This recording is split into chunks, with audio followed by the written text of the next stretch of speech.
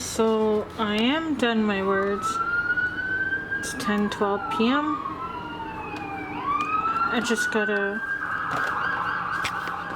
read over it.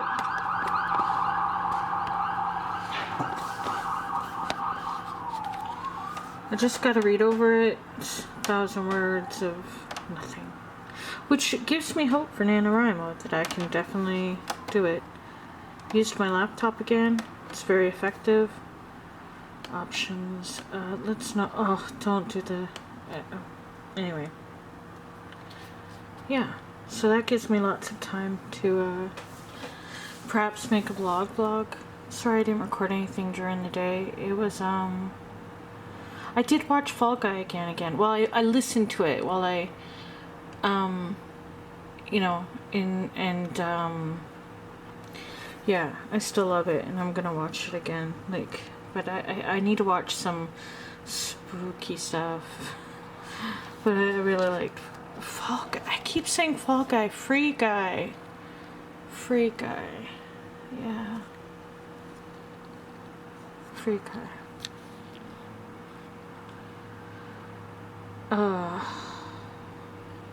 Look at me unabashedly having my aloe vera Vaseline in the background. Peppermint essential oil. It's the bigger bottle that I didn't break, but today I got a little one. Oh gosh, I didn't drop a bottle. It's the very old Purell. It was so one of the times I went to school, like to college, but pre-pandemic, and it was a thoughtful gift to go in my pencil case because everything was there. And yeah, you just wanted to like douse yourself. I wasn't the only one who used Purell back then. It is Monday, October 18th, 2021, 11:18 p.m. I am tired again, and you know, I don't drink enough water. I'm so self-conscious about the videos. Especially the last one, I was like, wow, yeah, age and dehydration and too much screen time and not getting outside. I don't know. It could, and the tiredness and stress. I'm just gonna blame it on all the things. It could just be, I would say, age and genetics, but I've seen myself have less baggage under my eyes, so I think it's just been, you know, it's been a time. So tonight I am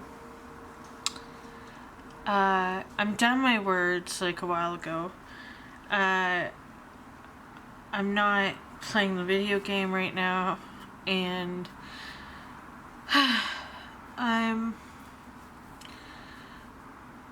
a bit I didn't have supper. Like, we had, what did we have? Noodles and tomato for lunch. Yeah, I had lunch. That was my breakfast lunch. And then I didn't eat today. I didn't want supper. He had eaten bread because he got bread from the place, and so he's had a lot of bread, and I don't know, I didn't want to. I have a garden salad waiting in the fridge, so like I'm not gonna starve to death, but I feel my meds have hit me harder this evening, as in like I feel the yeah, I feel them a bit more tonight than I usually do.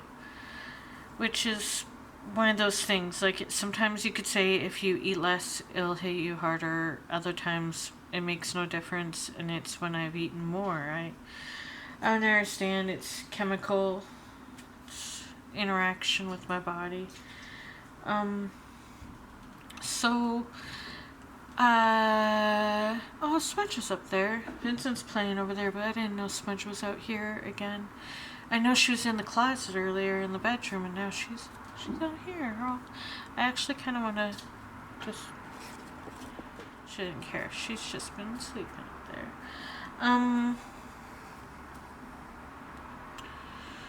Okay, so if you're into that stuff that was on the other vlogs, in the comments, and my Aunt Terry noticed, and because I had pointed one out to her, and then she noticed the other, and then Goodfella went over some of it. I think that the second sound, like, I'm just gonna guess that the second sound, even though it stopped weirdly, could have been, that's Vincent playing with the cat balls, his cat toy balls at night. I'm thinking that the second sound could have been the big fan that I have, but why it, like, whirred for a bit in harmony with me and then stopped doesn't really, nothing happened to it, like, nothing changed for it.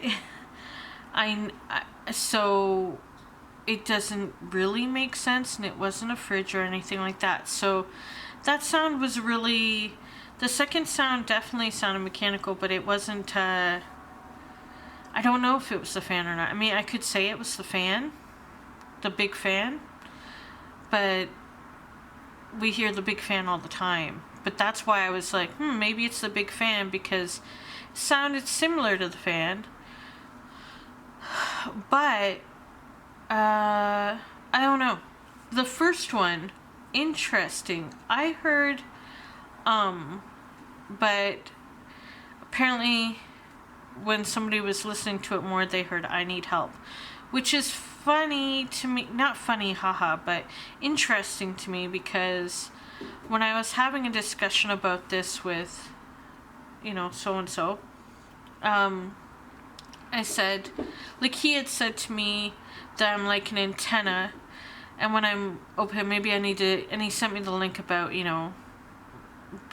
psychic protection boundaries and stuff, and it's not the first time where, stuff, it happens, whether you believe in it or whether it's just people in general in their energy. It makes sense. All of a sudden, the battery's flashing on my camera like it's gonna die. Okay, cool. I was actually going to talk about stuff, and now I guess I don't get to. But if it's true, like, I did feel for a bit like I need to protect myself, but I haven't done anything to do it. I don't know why I feel like I can't. Like, when I was a kid, I used to do it in my dreams where I'd do a shield around everyone I love, and around myself, and around the people in my dream, and I do it around ships, and around rooms, and around in the dreams. I mean, like, I did a lot of dream work stuff, but in real life I haven't consciously done that, really, that I know of. But if it's, I did that day when things were more like whatever, we did talk about it, and I was like, well, I was like, the one that said hello to me the other day behind, and then was a figure, though, didn't seem menacing, but still, that's not great. But the hello didn't seem menacing, but then hearing the sound of the but somebody hears it as I need help, it seemed like the one that sound was something different than the second sound, or someone different. It could be that maybe I'm too open in this like stuff going through, and we live in a corner unit, and we've done this before where we're in a corner unit, and during times where there's high stress, anxiety in the household, plus there's stuff going on in general outside and all that, and my energy's low, it could be that things are going through or coming to this pivot point. I don't know. I don't know if you believe in that stuff. But it does explain the how he's doing, as far as he's looking pretty gone. That can be a food thing. That's why we're trying to have extra food in the household for him. That could also explain my extra drainage and me getting more at me. But I don't know.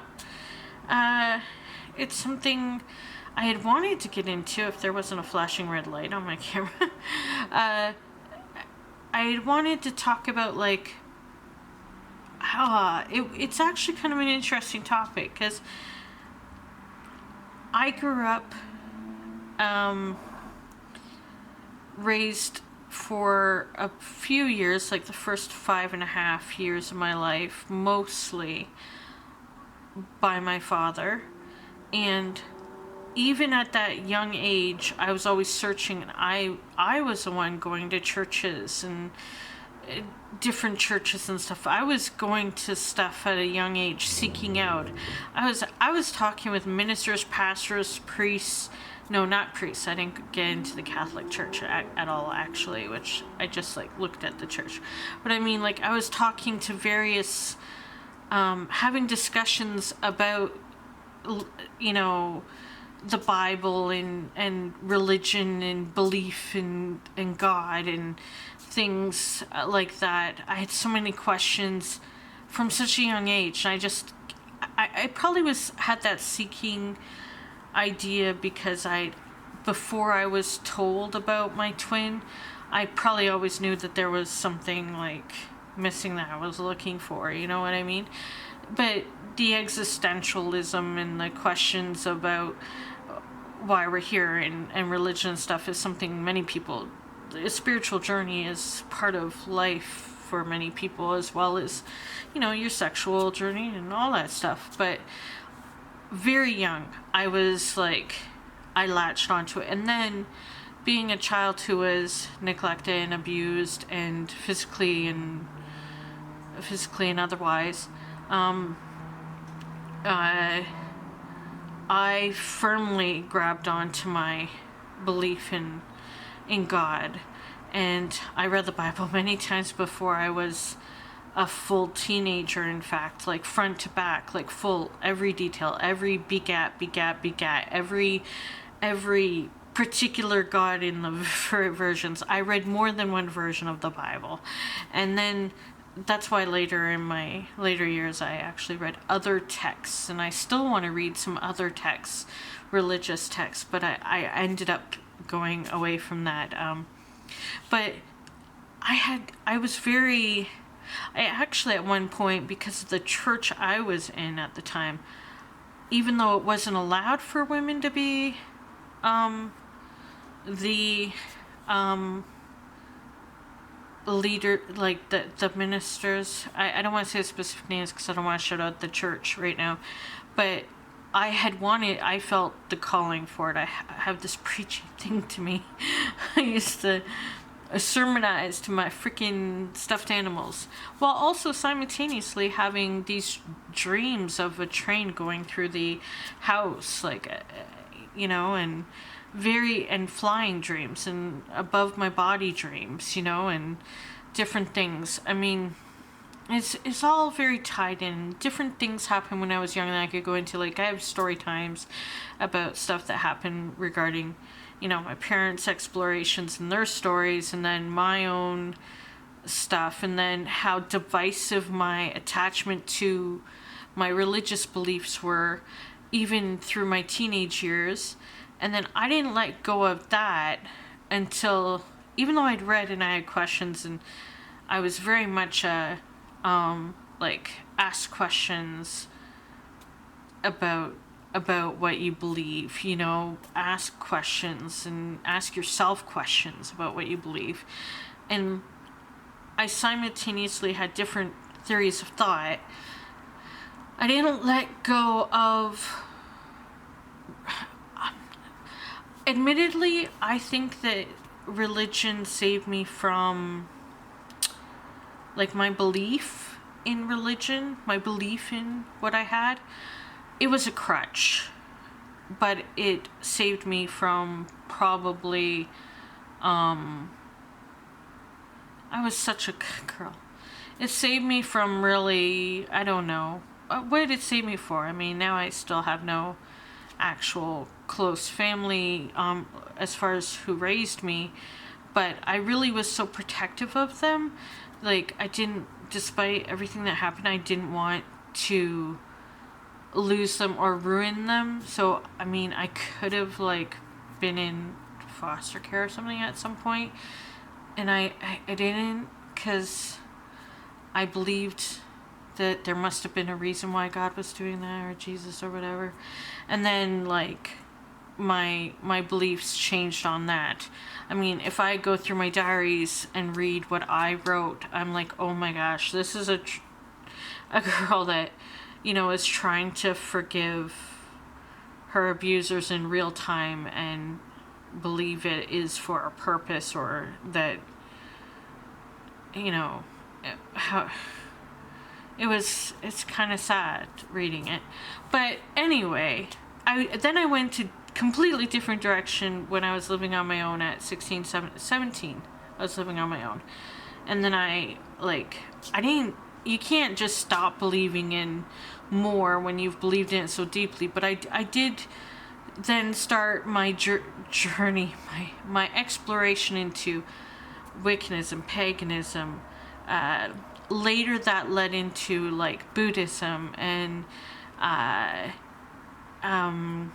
Zen philosophies, existentialism, especially gripped me for a few years there and made a lot of sense. And the more I read, the more interesting it all became. Then I became like a pick what fits. It made more sense. And I also, because I'd read so deeply religious texts, and not just from what you're preached in churches, and I went to a number of various churches of various backgrounds, from Pentecostal, Presbyterian, Apostolic, some that I won't name, to even, I was even grabbed by some, what were they? Oh, cult-like. They were cult-like, but, you know, I loved those texts. I loved those books. I wanted to read and study. Give me a thing that makes me study, and I'm really interested. I mean, I read it, but also the more you read of actual stuff and then read older stuff and see how they counter each other, that's kind of how you stop believing. I mean, that's kind of how I didn't fully grasp Wiccanism, as in when I studied the Wicca Bible, the Wicca, whatever it was. I used to own it, and I think I gave it away because I was like, oh, this guy's just like a horny bastard. But, like, I mean, I did study that, and when I, like, questioned some of that stuff, I didn't like it. But then I still believe in, like natural, intuitive ways and universal connectedness, and that there is something to believe in. There's a connection between us all, whether it's chemically or stardust stuff or whatever. I don't know. Like, there's a lot that we don't know, And if you study physics or whatever, you know, and different dimensions and all that stuff that we're not aware of and senses we aren't aware of, I mean, it all makes sense if there's just stuff we don't know yet. And then we'll know someday. And then it won't be like, you know, and some people will still hold on to their belief systems because it's safe, or they don't want to, like, some people don't want to lose power over people with the knowledge that they feel they hold over people, or misinformation. I mean, it goes for not just religion, it goes for politics, etc., etc., etc. But anyway, I just had this, like, very spiritual journey at a very young age, and then into my teens, 20s, and onward, it was sort of a drifting kind of, I thought I was atheist for a brief moment, because I was like, but I wasn't. But I'm not, I've got a, I don't know. Anyway, it's still an ongoing thing, and I think it's something that I couldn't talk about for a while because it was so touchy. I mean, even as recent as a few years ago when my mother's mother died, apparently she thought I was still some Bible-thumping Christian. Not to insult those that are. Apparently it's a big trend on YouTube to be a Christian of some kind, an evangelizing Christian. But I mean, and I get that. High school I was testimonial. I'm not gonna judge anybody for, like, I just hope people actually read and develop thoughts of their own and opinions and beliefs and challenge themselves. But I mean, to think that some people think they know something of you and then they don't really know that you've gone past that. I guess I don't blame her for that. I mean, she didn't know me anymore, and she only knew what she remembered of me or what people had told her of me. And meanwhile, that was like, I mean, like I said, I let that go when I was 16, 17 years old. So, yeah, I mean, I mean, I've been reading off and on my Lord of the Rings deck, drawing tarot card, like doing tarot reading since, since before, like, since I was at least 20. So, people are, you know, but even then, I've still not fully delved into anything because I find a flaw in every belief system, because behind it, especially, there's always some ego behind somebody seeking some sort of power, like, I know more than you guys, believe me, follow me, go with me, or something in their lives that counters what they're telling people. And I don't know, like, that's the muddy part of it, but that's human nature. So honestly, I've had various experiences though when I was deeply religious, and I've had experiences that were of a, like, I guess you could call paranormal. Well, yeah, throughout even the time I was deeply religious, and some incidences later. But I never held on to those. I've had things to do with astral projection that wasn't me, and that's a story I really should share, because apparently my Aunt Terry hadn't heard it, and I sort of told her it the other day, but it had to do with my father, and that ties into his birth mother making a visit after her death, which she had only two things to say to me, and the first one was something, and the second one was something that happened that came true. So that was interesting. That was only a few years ago, and I never met her in person. me wondering if I have the same thing where I might do it without like my father, his, oh, I don't want to talk about it yet. Like his was, he could always do it, but he wouldn't know he was doing it. Like he would visit the grandmother that I knew as my granny, he would visit her while he was traveling, but he would always do it while sleeping. He wouldn't be aware that he had visited, but she would tell him, and he would know.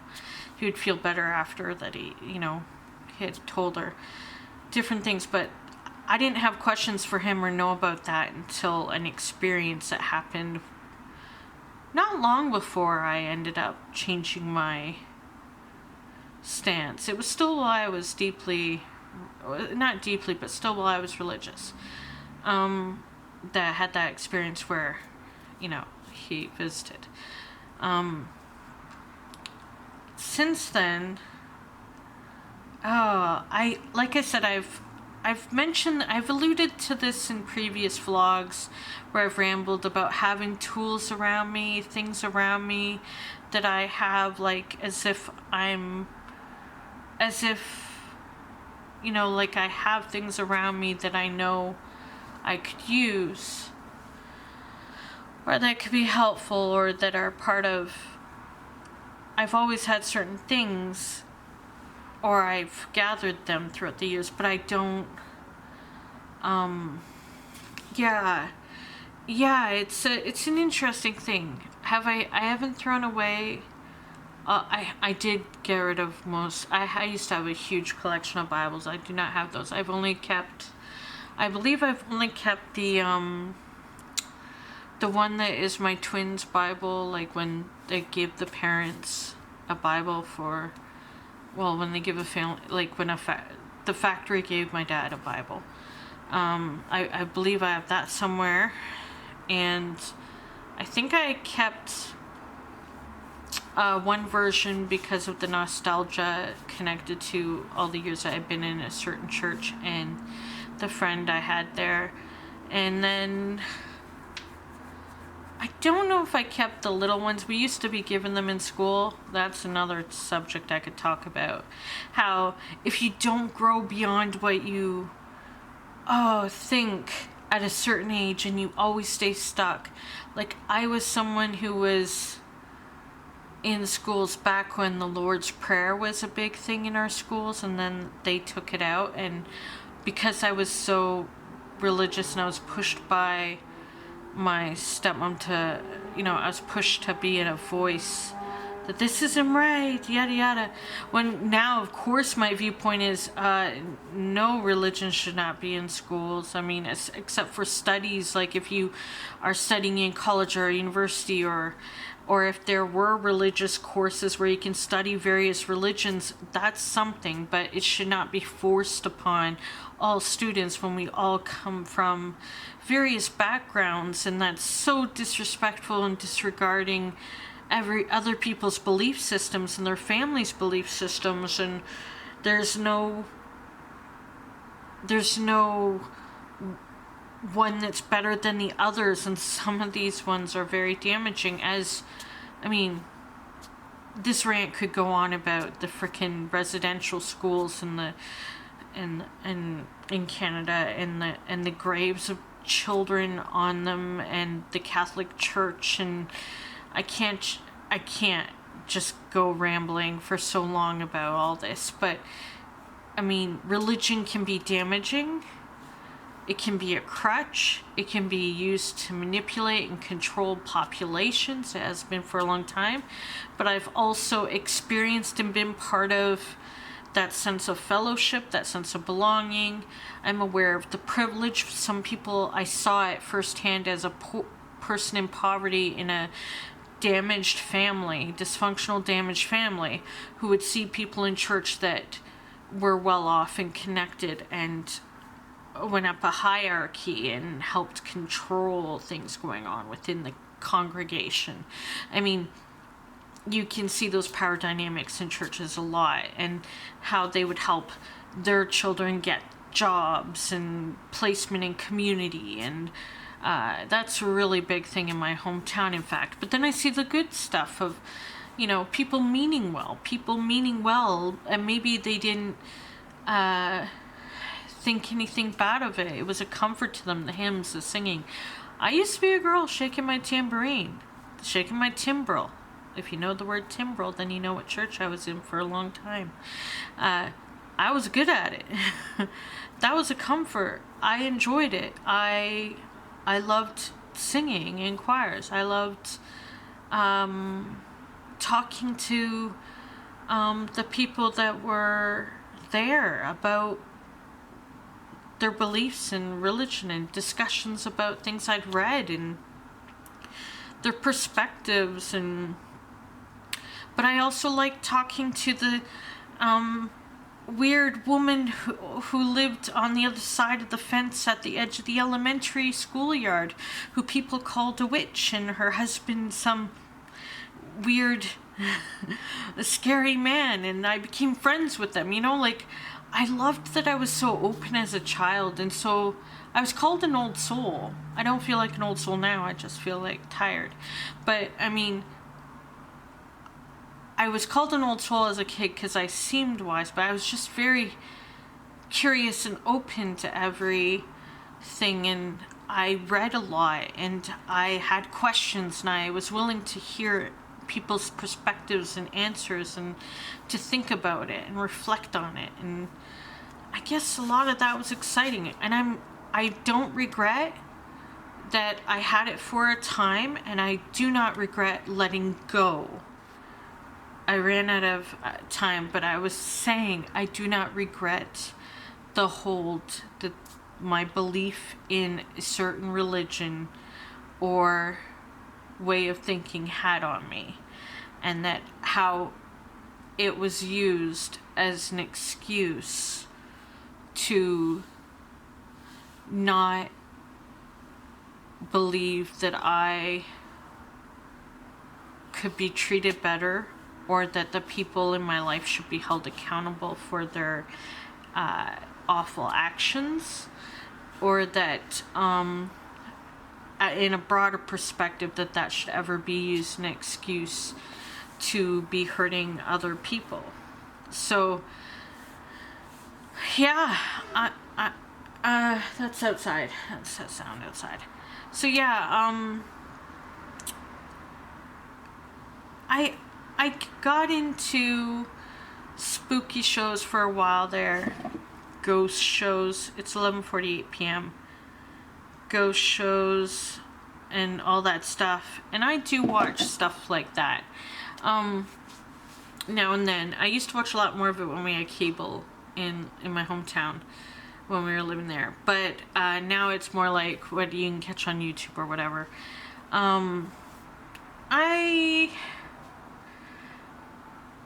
I think that my opinions on that stuff is it wavers between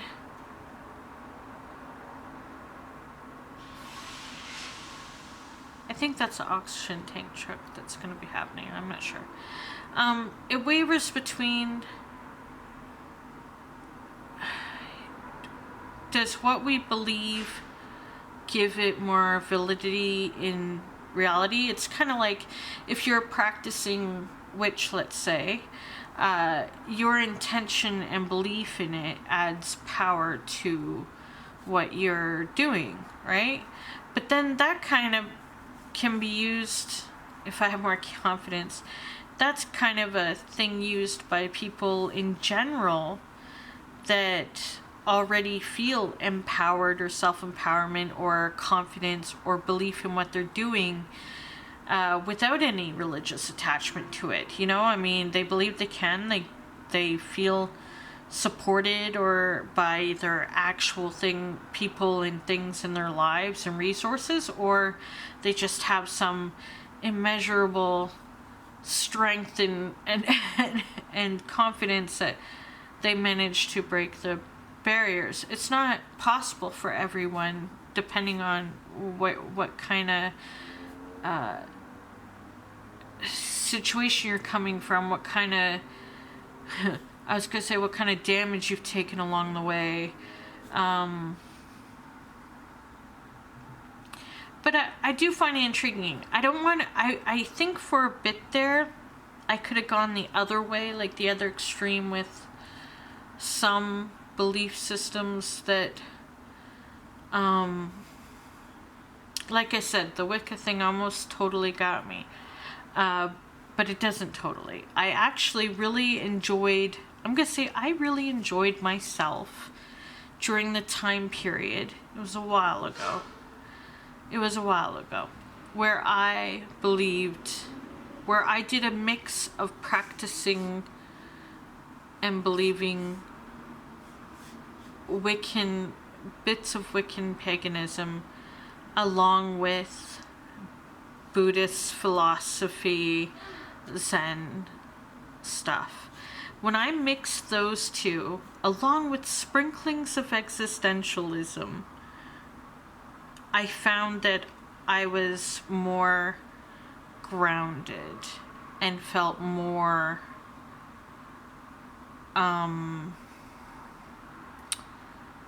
more okay with things since I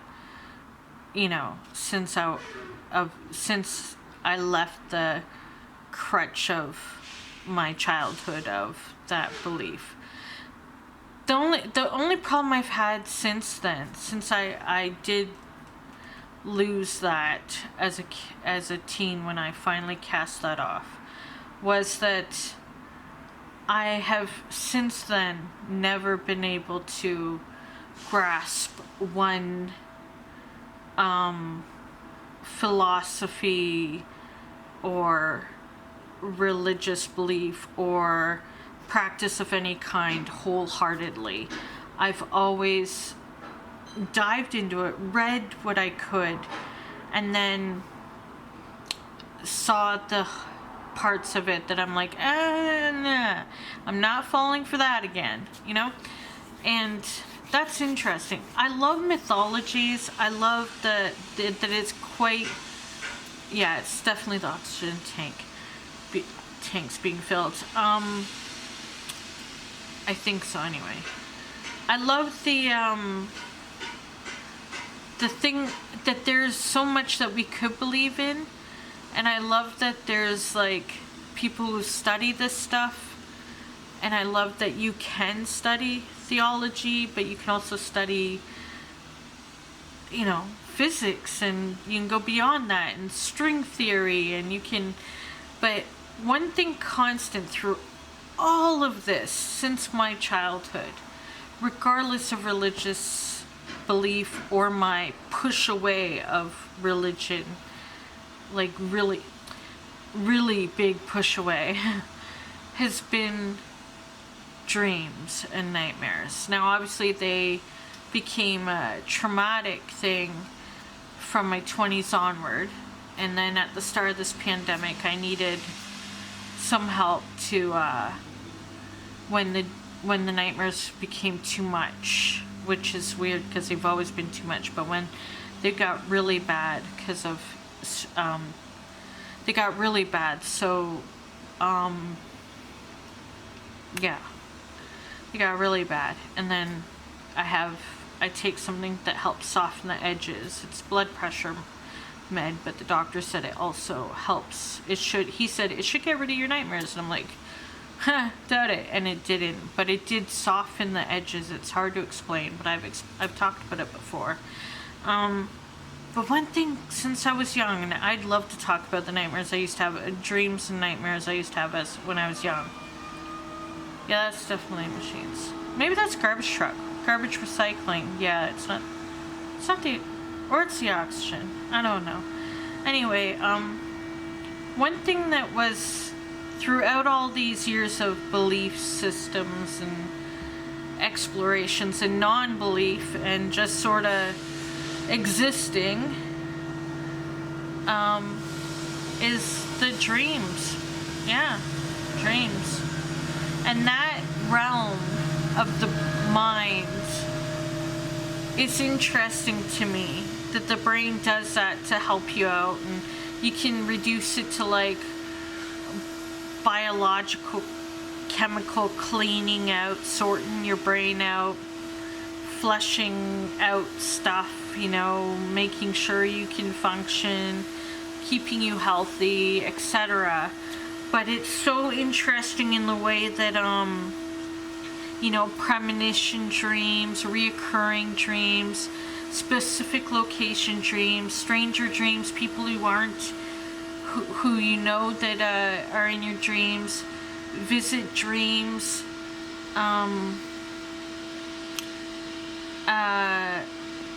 all that stuff is really interesting to me. And I think those are, you know, sometimes I think of them as like keys that unlock parts of, like, clues to yourself about who you are, and then other times I think they're just nothing, like it's just like a mess or an assault on your brain because you're dealing with trauma. But I've always found those interesting throughout the years. And yeah, anyway, I rambled, and it's 11:56 p.m. and I didn't really talk about some of the things I wanted to. But yeah, I think an open mind is good, but critical thinking is important too. So like, yeah.